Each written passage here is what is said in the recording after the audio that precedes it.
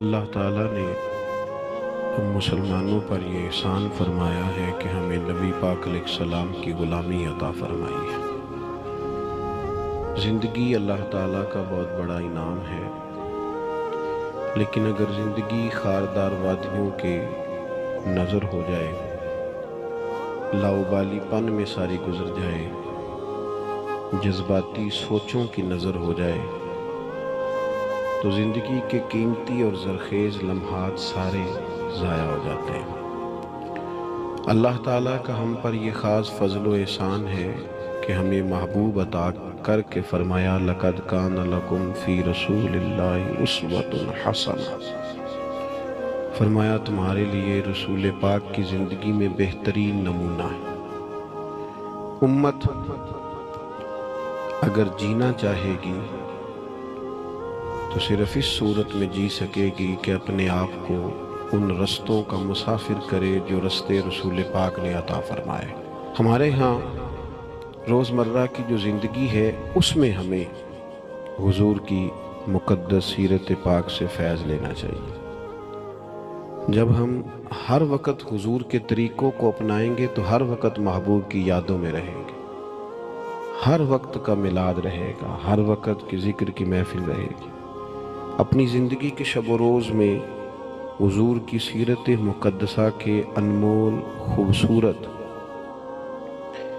موتیوں سے فیض یاب ہونے کی پوری کوشش کی جائے۔ ایک تو حضور کی مقدس حیات مبارکہ میں ایک چیز بڑی منفرد ہے، وہ ہے عزم، ارادے کی پختگی۔ اور جب محبوب پاک علیہ السلام کو ارادہ مبارکہ کر لیتے تو پھر حضور اس پر ڈٹ جاتے، اور نبی پاک علیہ السلام کا ڈٹ جانا وہ لوگوں کو بھی متوجہ کرتا۔ ہمارے ہاں نا سوچیں پکی نہیں ہوتی، 10 لوگوں سے مشورہ کرنے کے باوجود بھی ہمارے ارادے مضبوط نہیں ہوتے۔ نوجوان نسل پڑھائی شروع کرتی ہے تو وہ 10 دفعہ 20 دفعہ ارادہ بدلنا ضروری سمجھتی ہے کہ یہ چھوڑ نہ دوں، یہ رہنے نہ دوں، اس کا بھلا کیا فائدہ ہوگا۔ جب آپ نے ایک سفر شروع کر لیا ہے پھر اپنے رب پر بھروسہ کریں اور آگے بڑھیں۔ جو لوگ سفر شروع کرتے ہیں ان کی منزل آ ہی جایا کرتی ہے۔ میرے عزیز، اللہ کے محبوب علیہ السلام کا مقدس طریقہ مبارکہ یہ تھا کہ حضور عزم فرماتے، جد و جہد کرتے۔ حضرت ابو سفیان رضی اللہ تعالیٰ عنہ فرماتے ہیں کہ جنگ کے حالات میں نے اپنی آنکھوں سے دیکھے، میں حضور علیہ السلام کے ساتھ تھا۔ کیفیت اس طرح کی ہو گئی کہ ارادہ یہ ہوا کہ کچھ دیر پیچھے ہٹا جائے اور پھر نئی منصوبہ بندی کے ساتھ حملہ کیا جائے، لیکن میں نے حضور کی مقدس سواری کی لگام تھامی ہوئی تھی۔ حضور آگے ہی بڑھتے چلے جاتے، آگے ہی بڑھتے چلے جاتے، حالانکہ جنگ کا نقشہ کوئی اور رنگ بتا رہا تھا، کچھ اور صورت اختیار کر رہا تھا، لیکن حضور بڑھتے جا رہے ہیں۔ تو کہتے ہیں میں نے عرض کی یا رسول اللہ صلی اللہ علیہ وسلم 2 قدم پیچھے ہٹ کے نئی منصوبہ بندی کے ساتھ آگے نہ بڑھیں۔ حضور نے فرمایا نہیں، اب پیچھے نہیں ہٹنا، انا النبی لا کاذب، انا ابن عبد المطلب لا کاذب، پیچھے نہیں ہٹنا۔ کیوں کہ میں نبی ہوں، بات یہ بھی سچی ہے، اور میں عبد المطلب کا پوتا ہوں، بات یہ بھی سچی ہے۔ پیچھے نہیں ہٹنا، اب آگے بڑھیں گے، اب جد و جہد کریں گے، اپنی زندگی میں عزم کے ساتھ آگے بڑھیں۔ کمزور باتیں، کمزور ارادے اور جلدی تھک جانا، جلدی ہار مان جانا، جلدی دوستی لگانا اور جلدی ناراض ہو جانا، جلدی تعلق بنانا اور جلدی سے توڑ بھی دینا، جلدی سے کسی کشتی میں سوار ہونا اور جلدی سے اکتا بھی جانا، جلدی سے کسی مقام پر اپنے آپ کو کھڑا کرنا اور جلدی سے اس مقام کو بدلنے کی کوشش کرنا، اس سے انسان کبھی کوئی کام نہیں کر سکتا۔ اس کا عزم، اس کا حوصلہ یہ بنیادی ضرورت ہے، اور سیرت پاک اس کا بنیادی درس دیتی۔ دوسری بات یہ ہے کہ یاد رکھیے گا، زندگی میں ایسا نہیں ہوتا کہ انسان کو سارا رستہ چھاؤں والا ہی ملے۔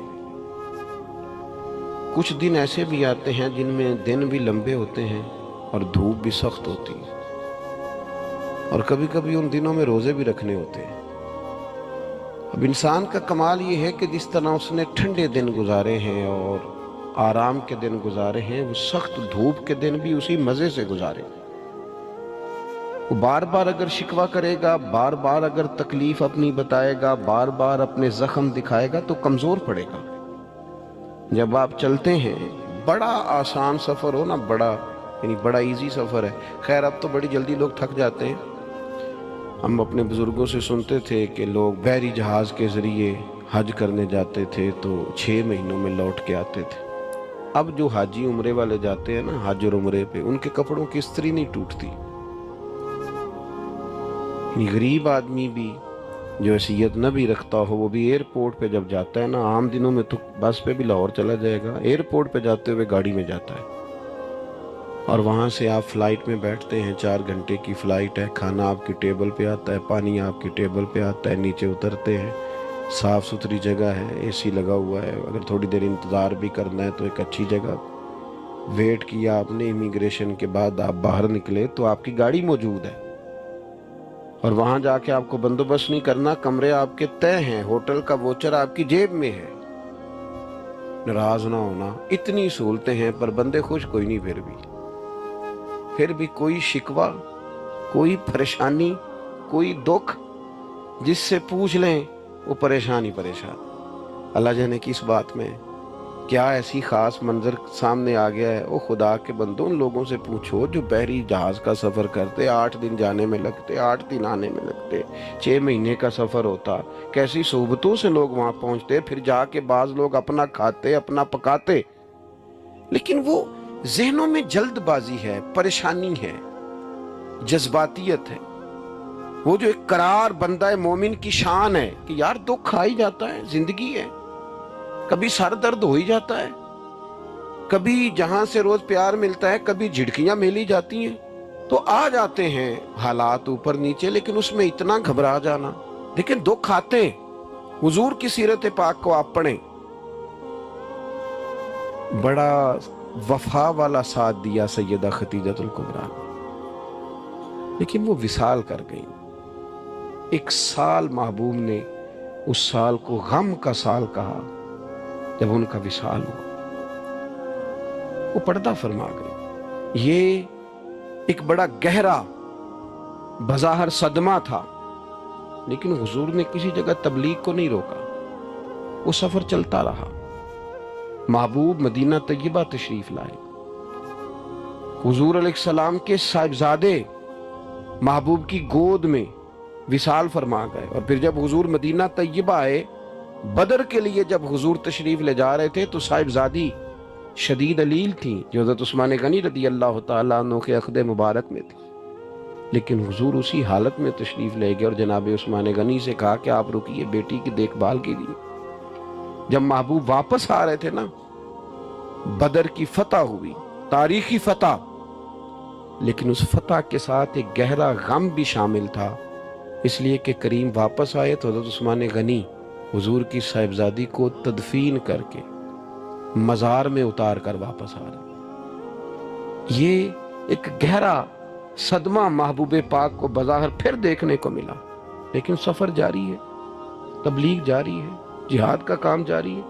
وہ جناب خیر ہے آپ کی طبیعت ٹھیک نہیں رہتی تو وہ میری طرح کے بندے آگے سے تو کی دسی گامی لے گئے میں، وہ فلانی چیز، وہ چھوڑ یار، یہ زندگی کے ساتھ ہیں، سکھ بھی تو بیان کرنا جو اللہ نے عطا فرمائے، آسانیوں کا بھی تو ذکر کرنا جو مالک نے دی ہیں، دکھ بھی آئی جاتے ہیں، دکھ قبول محمد بخشا راضی رہن پیارے، لیکن یہ کمزوری دکھانا اور کہنا جی مجھے دکھ لے گئے اور ہر وقت کی پریشانی، ساری زندگی تندرستی دیکھی اور ذرا بیماری آئی ہے تو اسے دماغ پہ سوار کر لینا، ذرا تکلیف آئی ہے تو اسے پوری طرح اپنے ذہن میں بسا لینا اور ساری تندرستی کو بھول ہی جانا اور معاذ اللہ مایوس باتیں کرنا، یہ حضور علیہ السلام کی مقدس سیرت پر چلنے والوں کا طریقہ نہیں ہے۔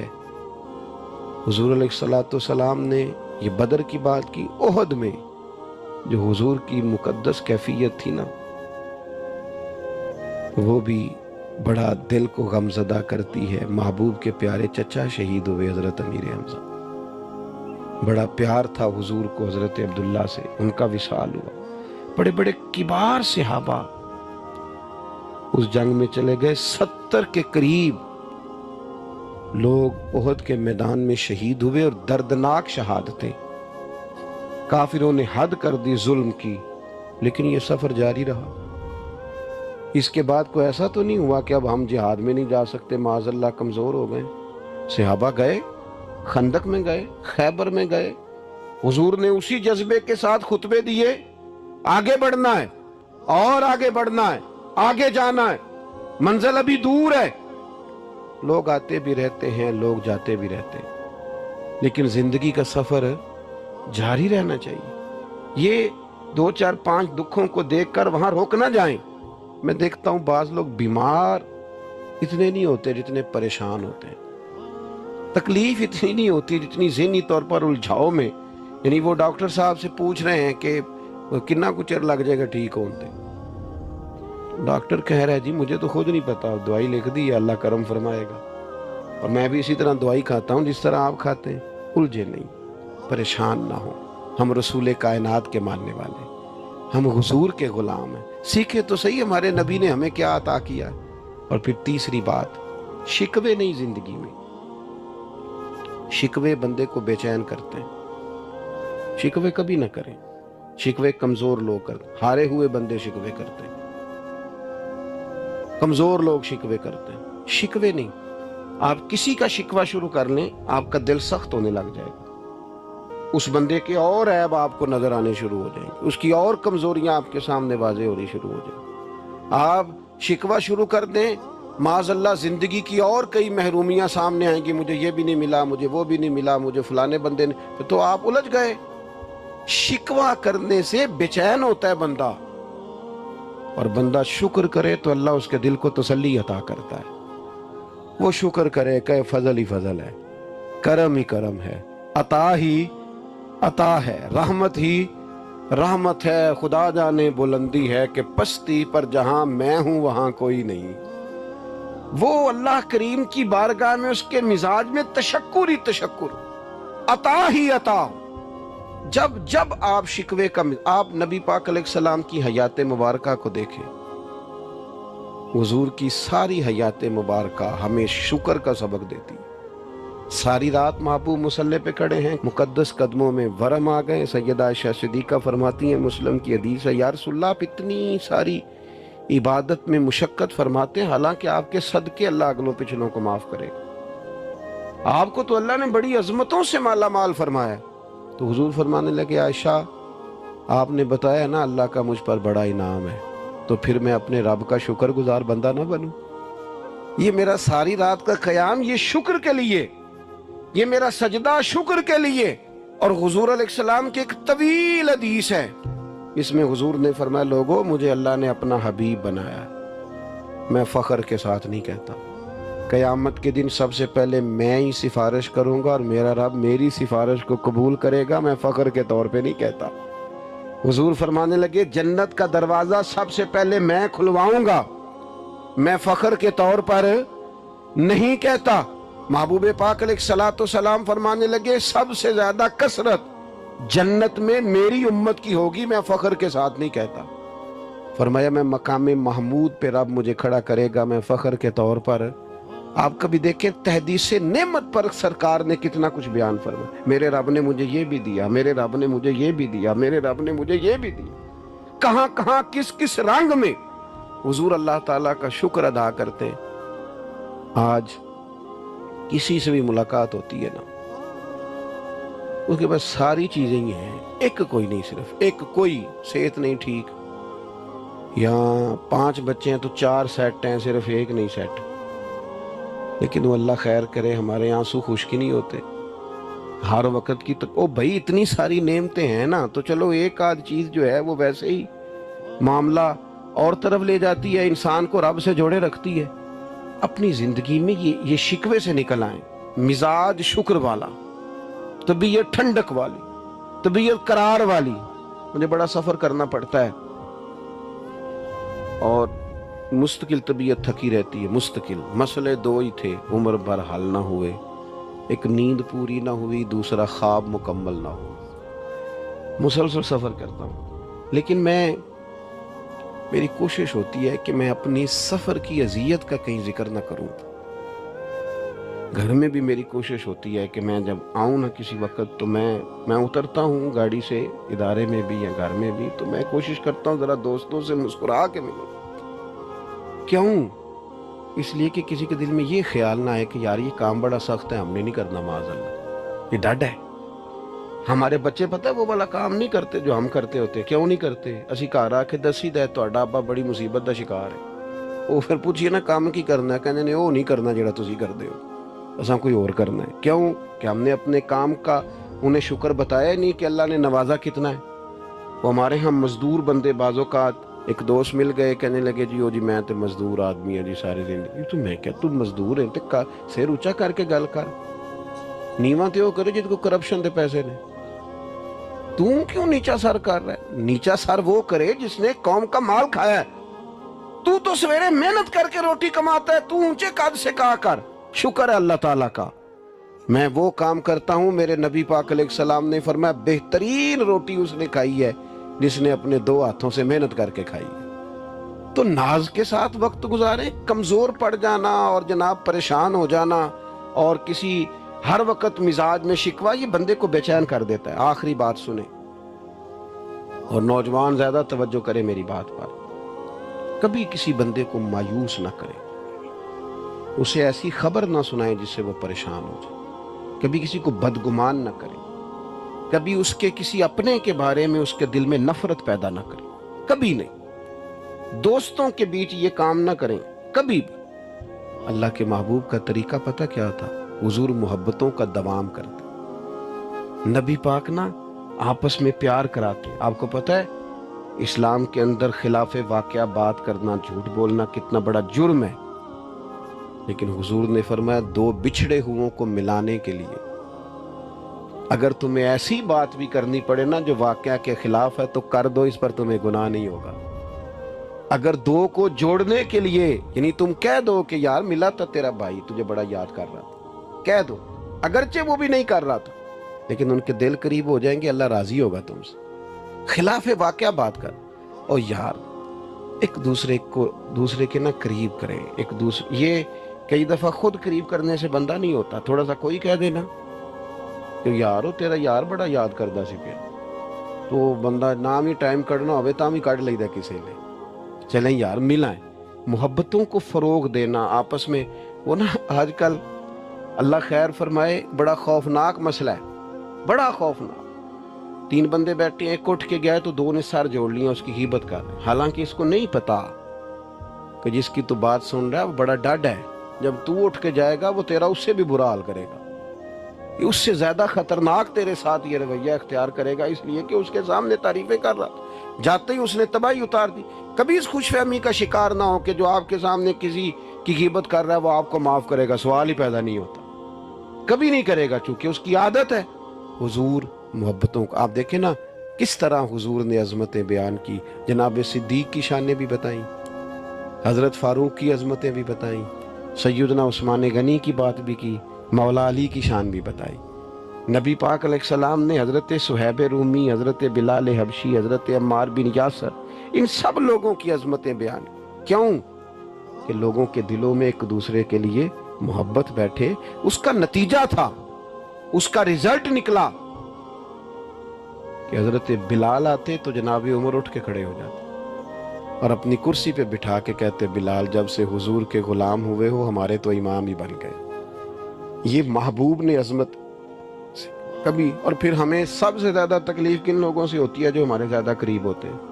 हालांकि हमें माफ सबसे ज्यादा उनको करना चाहिए जो हमारे ज्यादा करीब होते हैं। जो ज्यादा करीब होते हैं वही गलतियां करेंगे ना, बाहर से आके किसने गलती करनी। बाज़ का दोस्त मोहब्बत से मिलते हैं, कहते हैं मैं उम्रे पे जा रहा हूँ, कोई कमी कोताही हो गई तो माफ़ करना। तो मैं गुजारिश किया करता हूँ कि मेरे पास तो आप बड़े एहतराम से आते हैं, माफ़ी तो उनसे मांगे जिनसे आपका रोज़मर्रा का ताल्लुक़ है। उन लोगों के साथ बाज़ औक़ात हमारी शक्र रंजियाँ होती हैं تو ایک تو اپنی زندگی میں عزم پیدا کریں. یہ کچی پکی باتیں کرنے والے جوان جو ہیں نا، ان پر کبھی کبھی بڑا غصہ آتا ہے کہ یار تو اپنا قد دیکھ، تو آگے بڑھ، تو جد و جہد کوئی ارادہ تو کر، تو کمزور بات کر رہا ہے. اور دوسری بات یہ کہ دکھ آئیں گے، تکلیفیں آئیں گی، یہ ساتھ ساتھ ہی رہتی ہیں، اس سے کوئی بندہ بھی خالی.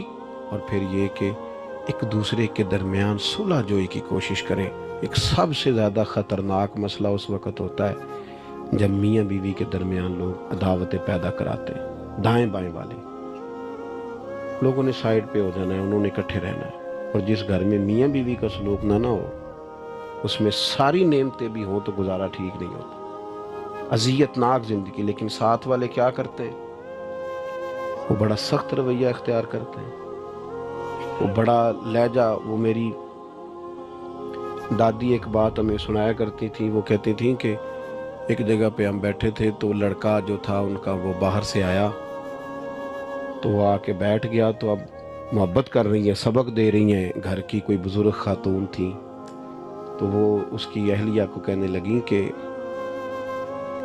پتر جدو بندہ باہروں آئے پانی لے آئی دے، پانی پلا انہوں. تو کہتے وہاں ایک اور بزرگ خاتون بیٹھی تھی جو سمجھدار تھی. وہ بچی اٹھ کے پانی لینے چلی گئی تو اس نے کہا یہ تم نے نصیحت نہیں کی، یہ تم نے اس کے خاوند کے دل میں اس کی عداوت پیدا کی. بات تم نے بھلا کس طرح سمجھائی ہے؟ وہ سوچے گا کہ یار اس کو اتنا بھی نہیں پتا کہ میں آیا ہوں تو پانی پلا دے. یہ بات تمہیں اکیلے میں کرنی چاہیے. وہ تو اس سے دور ہو جائے گا ذہنی طور پر. تو کہتے ہیں پرانے لوگ اس قدر زیادہ باریک چیزوں کا خیال رکھتے تھے کہ عداوتیں پیدا نہ ہوں. لیکن یہاں لہجہ ہی اور ہے، انداز ہی اور ہے، لوگ فروغ ہی پتہ نہیں کس چیز کا کرتے.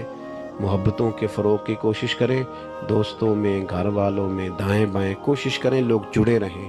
لوگوں کو توڑنے کی کوشش، اور یاد رکھنا جو بندہ لوگوں کو توڑنے کی کوشش کرتا ہے نا، آخر میں خود اکیلا رہ جاتا ہے، وہ ٹوٹ جاتا ہے، تنہا رہ جاتا ہے، اس کا کوئی اپنا نہیں رہتا، کیونکہ اس کی کوشش ہی کچھ اور تھی، وہ کچھ اور کرنے نکلا تھا. وہ ایک شعر کسی شاعر نے کہا ہے اور غزل ابھی تک مکمل نہیں ہو سکی. اس نے کہا تھا تمام عمر کے کانٹوں کی آبیاری پر عجیب شخص ہے گلشن کی بات کرتا ہے. خود ساری زندگی کانٹے بوتا رہا ہے اور خواہش اس کی یہ ہے کہ باغ بن جائے. یہ کیسے ہو سکتا ہے بھائی؟ آپ نے جو بیج بویا ہے، تمام عمر کے کانٹوں کی آبیاری پر عجیب شخص ہے گلشن کی بات کرتا ہے. اللہ کی بارگاہ میں دعا ہے اللہ تبارک و تعالی ہم سب کا یہاں حاضر ہونا قبول فرمائے، ہماری غلطیاں معاف فرمائے، اور مالک کریم حضور کے بتائے ہوئے رستوں پر چلنے کی توفیق عطا فرمائے.